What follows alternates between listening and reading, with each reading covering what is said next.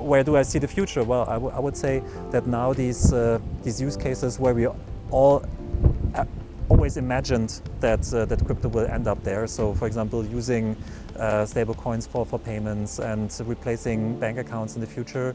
I think these use cases are now going to happen.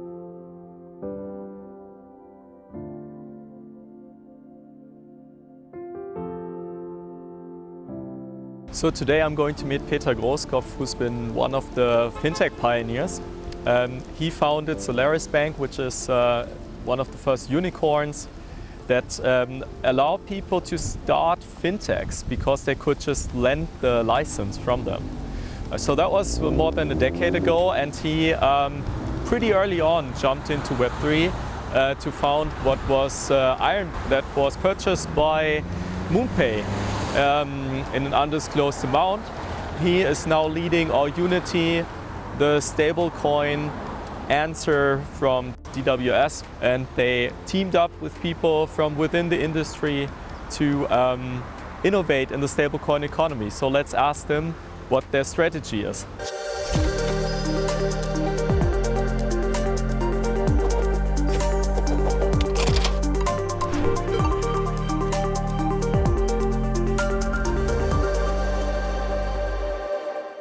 Peter, thanks for taking the time and being here. How did you get into finance? How did you get into fintech?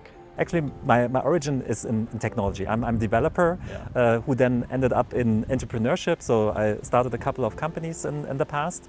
And so when I came to Berlin, I joined a company builder that then started a company builder focusing on fintech ventures, and that was my journey into the finance world. So that I then was helping to build companies in that space. And one of the first projects that we started there was Solaris Bank, because in the end, so where did it come from? Back in the days, fintechs also who start into the market need to have a license, because it's regulated business, and usually you can run for your own license, or you can get a license umbrella from, for example, a bank or some payments institute. And that was the idea, to build a bank that on the one hand provides technical infrastructure for account keeping and various kinds of financial services, but then also offering the license umbrella for fintech so that they can enter the market. And you also had some of the early big names, right, that you helped actually start, so that they didn't have to have a banking license. Exactly. So there were, for example, also Trade Republic used us in the very beginning. Kind of in the end, it's like white label banking. So you can run. It just takes too much time to run for your own banking license. So therefore, a lot of partners started with Solaris just to offer the services, and then there are some fintechs that outgrow in the end. For example, Trade Republic in the meanwhile has their own banking license, but that's not the case with all the customers of Solaris. So I heard in order to found a bank, you must have already have run a bank, which sounds a little bit like a catch-22 to me. Yeah, well, I think it's a fair point, because in the end, the banking business is like a trust business, and in the end you need to have a lot of experience and expertise in that field as well, and that's in the end one of the requirements also for the regulator, that you need to have the kind of like driving license for running a bank. So in our case at Solaris, we had 2 board members who were already managing banks in the past, so they brought that experience, and I came in as the technical co-founder, in the end building up all the infrastructure and running the bank on the operational side. So as an entrepreneur, but also in your career in general, you've been going back and forth between founding your own company and being in smaller organizations to joining the big guys, the second biggest German exchange. Now this joint venture with Deutsche Bank. What drives you there? Where do you see this developing? So I think what was new with Solaris, and in the end we called it banking as a service, because back in the days there were not many banks providing APIs, so to in the end build financial services into different products, and that was completely new back at that time, and that was the market that we created. But in the meanwhile, there are developments around open banking, for example, also covered with the PSD2 regulation that was introduced also some time ago. And the simple idea is to make bank accounts, and especially the data in bank accounts, a little bit more portable, so that, for example, if you have kind of aggregators for your bank accounts, so like Money or Outbank and so on, that it's more easy to access the data from bank accounts and display it in your personal finance management. So that's where it's coming from, but also to enable, for example, payment services that are building straight on top of the bank account itself. And this is where the open banking initiative came from. But in the end, yeah, as you can imagine, banks in the end earn their money also with the silo that they create. So they're sitting on a lot of data, and they don't want to share kind of also customer data, and they want to monetize their data. And therefore the banks were not so open to join this initiative and to contribute to it. And like in comparison, I think in the crypto space, that's also developed over the time. So when I first time used Wallet Connect and just simply having a wallet connected to a DeFi service, so which you can compare with a financial service, and in the end you bring your own bank account to the service, and then you use the service, and then you can switch and you take your data with yourself.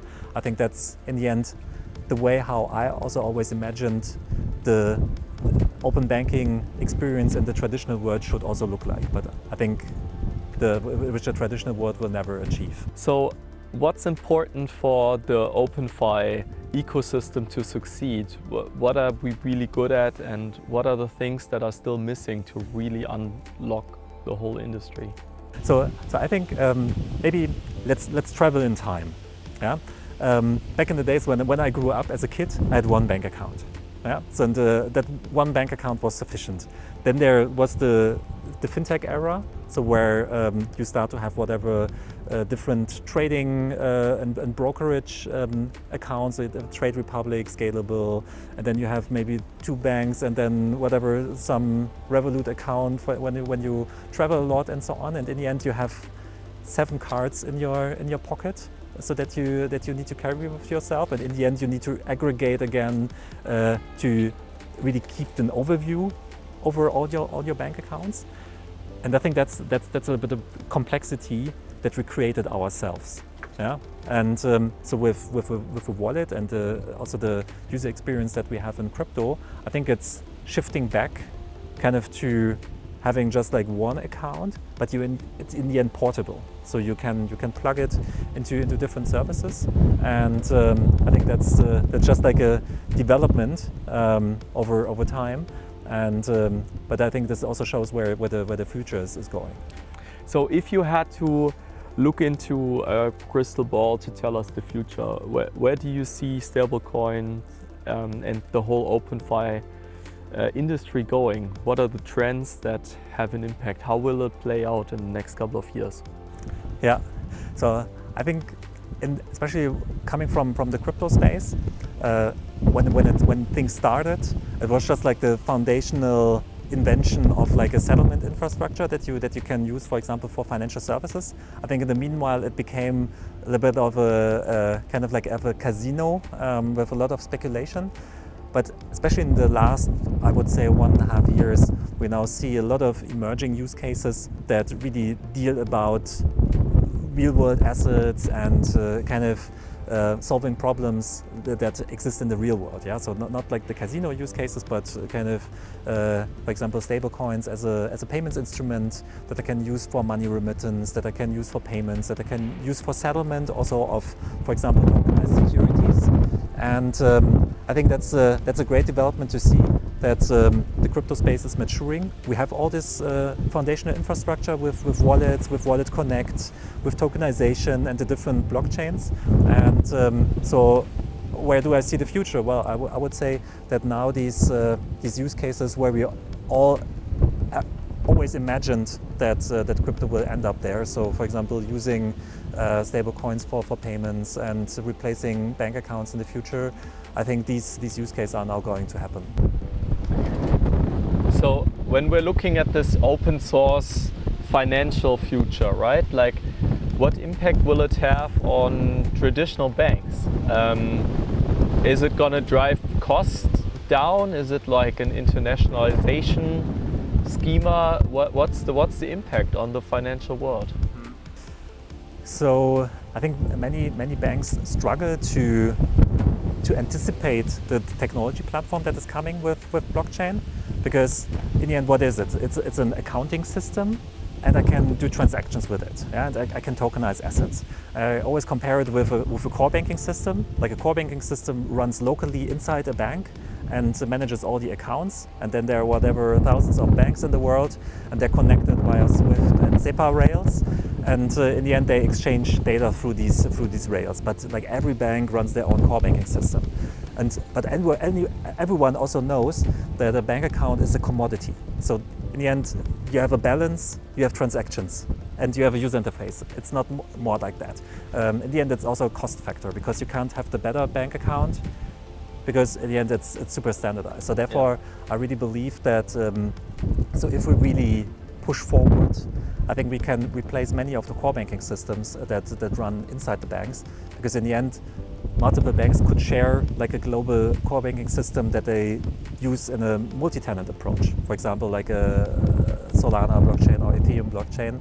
I think that's perfectly suited for it. Of course, there's still like privacy topics going on, so like private transactions is really an important topic also to drive adoption, especially then when it also comes to banks and really to the mass users. But I think the infrastructure per se is ready for it, and I think the players need to be open to use it. This might be a little bit of a curveball question, but on the internet you saw that it wasn't the incumbents that kind of won the race, but like newly founded companies. How do you see that play out for stablecoins? Well, I think there is not the perfect setup for starting a company, right? And I must say, over the years, I tried multiple different ones. So I bootstrapped my first company. I was working in the company builder. So now with AllUnity, it's a joint venture of 3 incumbents.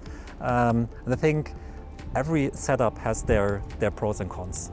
Yeah, but when it comes to the stablecoin market that we want to attack, in the end, it's really a long-term game.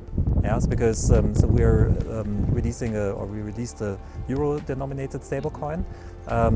Anyone knows, like today, like the market for euro stablecoins isn't there yet. But so our thesis is, once stablecoins as a technology become the platform for financial services of any kind.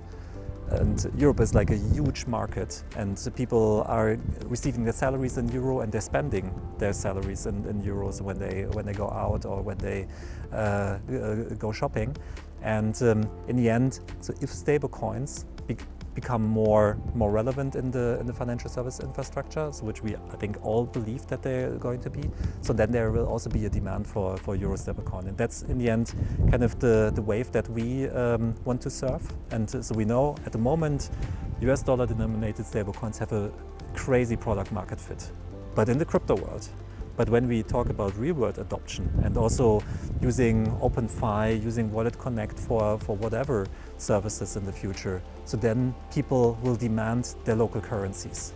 And that's completely clear. And euro as the second largest reserve currency of the world, I think it's an amazing opportunity. And in the end, as it's also a long-term game, I think the setup with the joint venture partner is perfect to really now start, but then also be as long in the market, so that really the wave comes in and we can serve it. Looking over your shoulder, we see in the background the big towers. Does that mean that you're a little bit more removed from the financial traditional world and you're more into Web3 and crypto?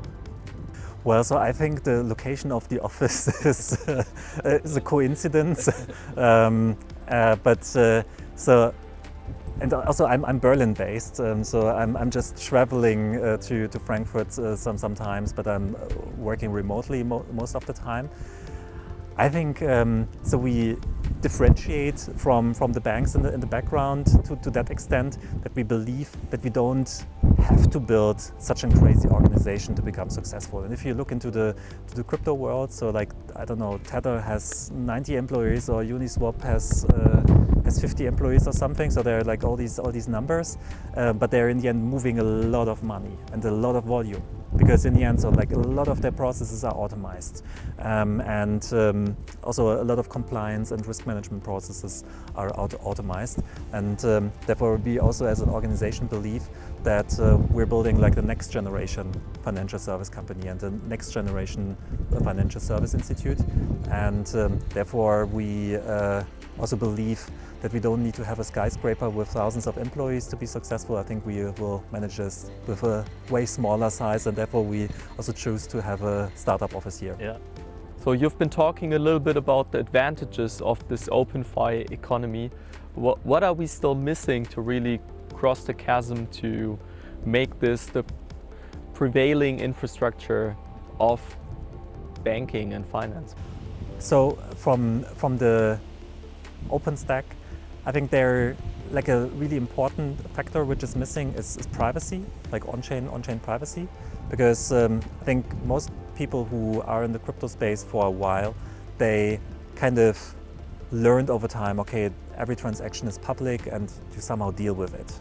And but like the normie, like the traditional user outside of crypto, for those people, it's a completely crazy fact. So if I can see whatever my neighbor bought a new grass cutter, and I can follow like every transaction. So if I know like a wallet address of somebody from my network, that's a crazy no-go.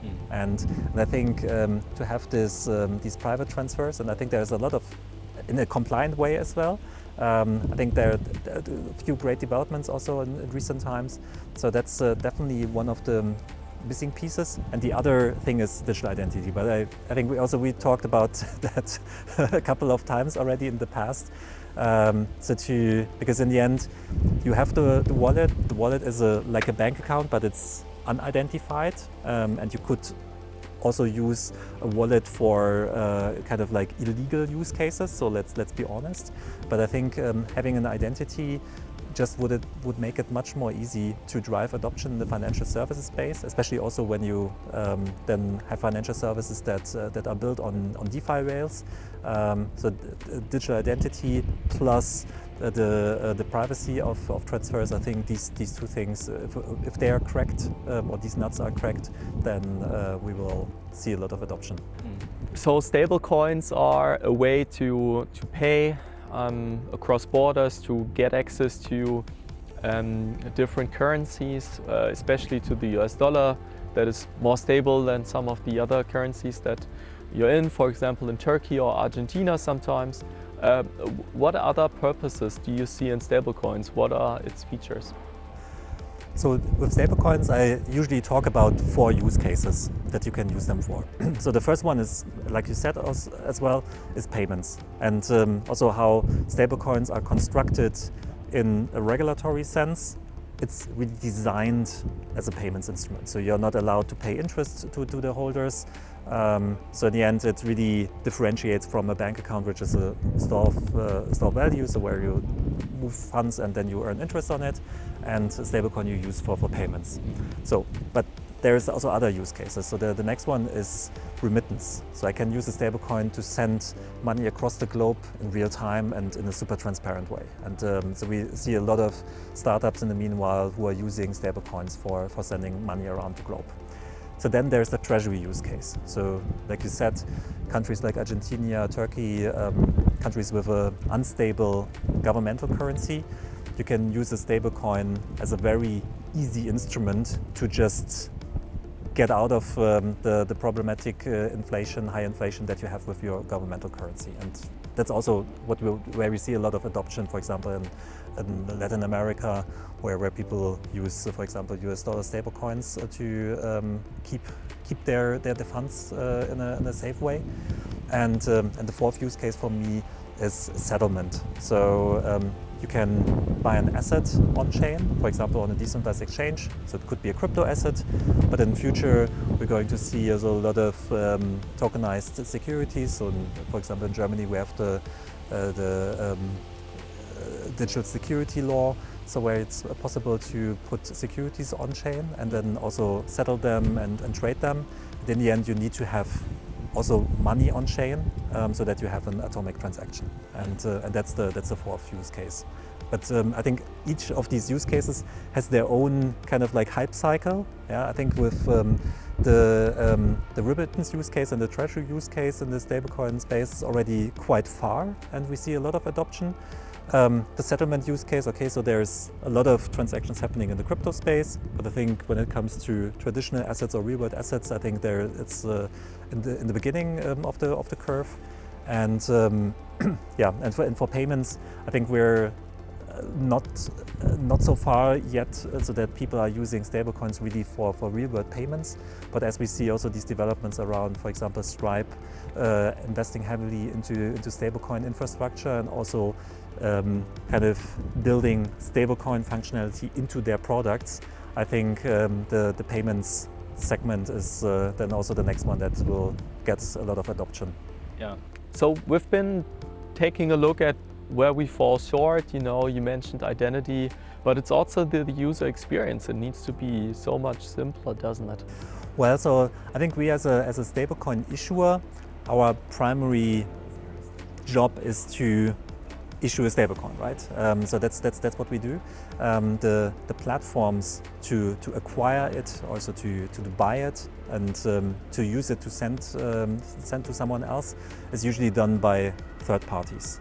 And in the end, I think if we look into the crypto space, we see these, let's say, two verticals. So there's the centralized crypto world. So with centralized exchanges as the main gateways, where I get a stable coin and then I can send it to another centralized exchange, for example. And then we have the DeFi world. Yeah, so the decentralized stack, having a wallet and then using a wallet kind of as my main account. And in the end, so also how the regulatory development over the past years went, I think it was completely clear that it will develop through the centralized platforms first, because the centralized platforms work mostly like also other regulated industries like banks, so that we knew it before. So for example, the MiCA regulation that was introduced in the European Union, in the end I think it was a relatively easy thing to build, because there's like a centralized party. I can go to the centralized party and say like, hey, you have to apply anti-money laundering laws, you have to apply certain compliance things and so on. And so now you apply this for crypto asset regulation. Okay, easy going. But what about the decentralized world? And there's a lot of discussion going on for years now, and also the first attempts of the regulator to deal with the decentralized world and to regulate it.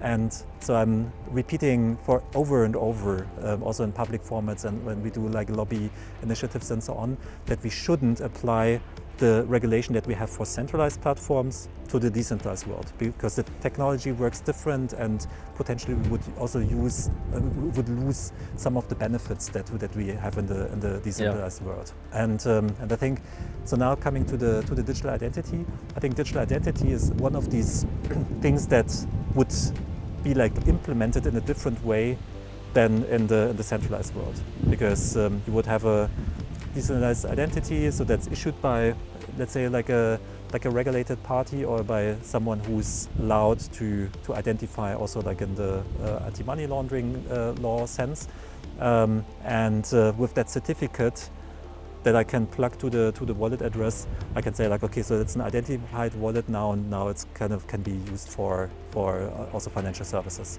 And I think like these nuances super important, because it's like because in the end, and I think that could also be an extension in the future, because we see a lot of also fraud use cases in the fintech world. So where, for example, neobanks have to deal with a lot of fake identities, and kind of criminals pay normal people a fortune so that they open like a bank account under their names, and then they hand it over, and then they use it for illegal use cases, because in the end you can't verify kind of like who's sitting in front of the machine.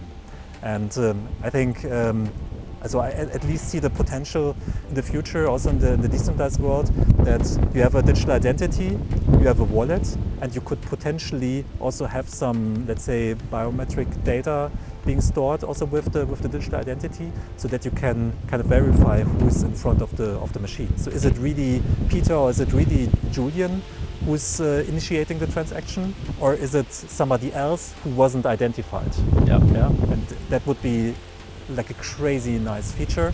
And in the end, as it's decentralized, I'm owning my own data, it's self-sovereign. In the end, it would really be like the best of the like decentralized world put together, and in the end providing like a better service, and a also much more controlled way for the user, because the user is owning their data.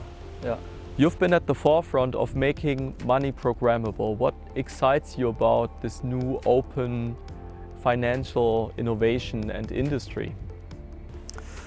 Yeah, so what I still find exciting is that, especially in the traditional fintech and banking world, there's like a lot of stuff to automate. And so when we started with Solaris, I kind of put myself a goal. I called it compliance in code. Yeah, so that we wanted to automate as many processes in compliance as possible.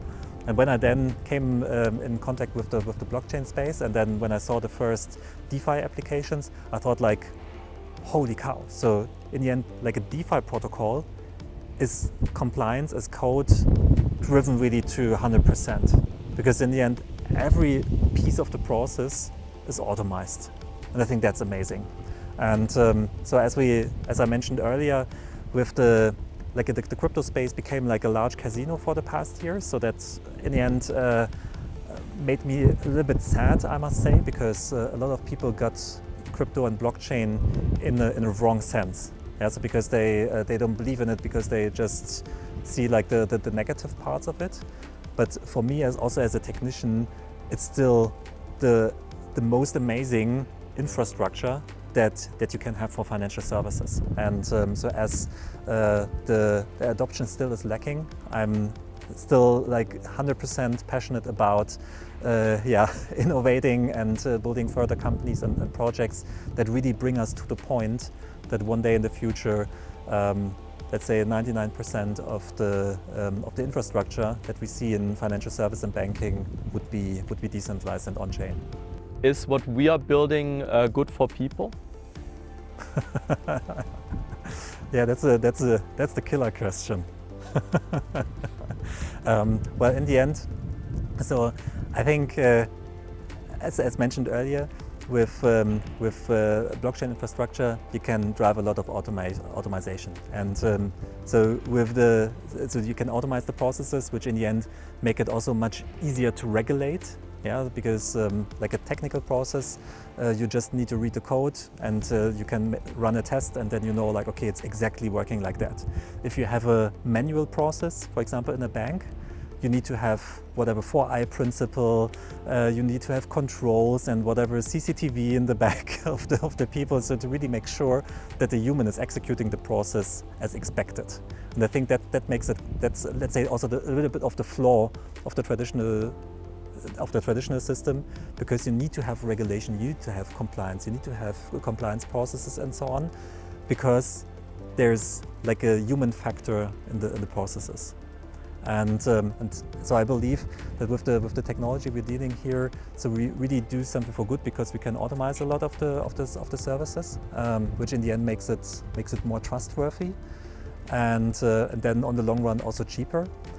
And so when it comes, for example, to banking infrastructure, so as I mentioned earlier, a core banking system to run a bank account is a commodity. And there's like a couple of banks in the background, they all have their data centers, and it's all like redundant infrastructure, which in the end also produces a lot of CO2 emissions and producing like electricity costs and external effects and so on.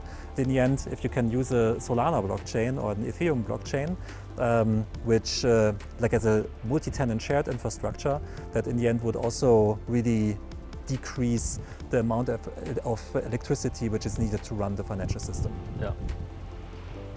If you could go back to the early 90s with the knowledge that you have, how would you redesign how the internet has been conceptualized? Yeah, so I think the world would completely look different if we would have invented blockchain way earlier. So I really believe that. In which way?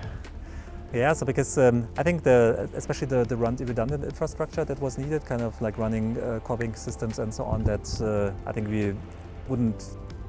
It wouldn't be required to have that if there's already that common infrastructure that you can use, right?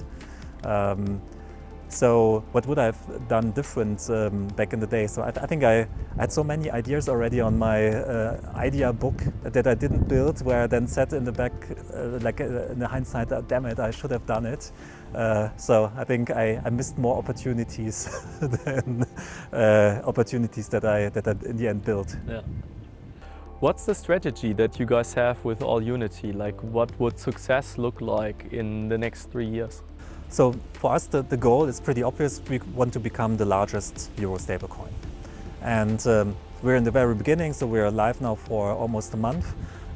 We generated quite some TVL already, but yeah, so for us it's really about now getting started, especially also in this first time horizon in the crypto world, so where it's mostly US dollar denominated stablecoins who have the largest market share. So to just get started, get listings, and also get kind of first touch points also with DeFi protocols, so that you can use our stablecoin also in the DeFi world.